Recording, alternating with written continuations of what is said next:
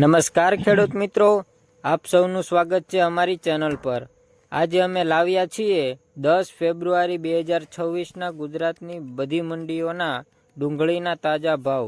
Video અંત સુધી જુઓ, કારણ કે અંતમાં હું તમને ભાવ વધશે કે ઘટશે તેની માહિતી પણ આપીશ। આજના ફૂલ ભાવોનું સારાંશ।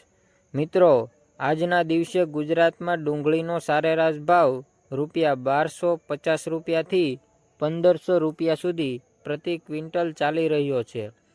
કેટલીક મંડીઓમાં સારી ગુણવત્તાવાળી ડુંગળી ₹1800 થી ₹2000 સુધી પણ વેચાઈ રહી છે।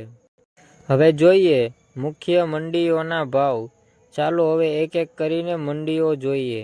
સૌપ્રથમ છે અમદાવાદ મંડીના ભાવ ₹1100 થી ₹1700, સુરતમાં ₹1200 થી ₹2000, રાજકોટમાં ₹1000 થી ₹1650, મહુવામાં સૌથી ઊંચો ભાવ ₹1995, વડોદરામાં અને ભાવનગર અમરેલીમાં ભાવ સામાન્ય રીતે 1300ની આસપાસ।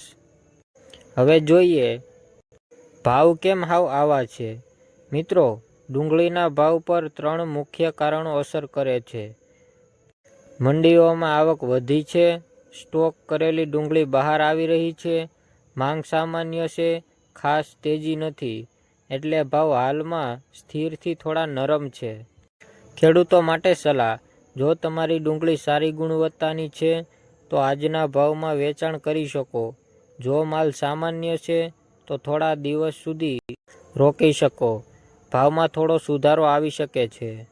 રોજના ભાવ જાણવા માટે અથવા મંડીઓનો ભાવ ચેક કરવા માટે અમારા ચેનલ સાથે જોડાઈ પણ જજો।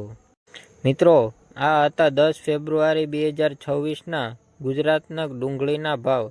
જો તમને વિડીયો ઉપયોગી લાગ્યો હોય તો વિડીયોને લાઇક કરો, શેર કરો અને અમારી ચેનલને સબસ્ક્રાઇબ કરવાનું ભૂલશો નહીં। જય ખેડૂત, જય ગુજરાત।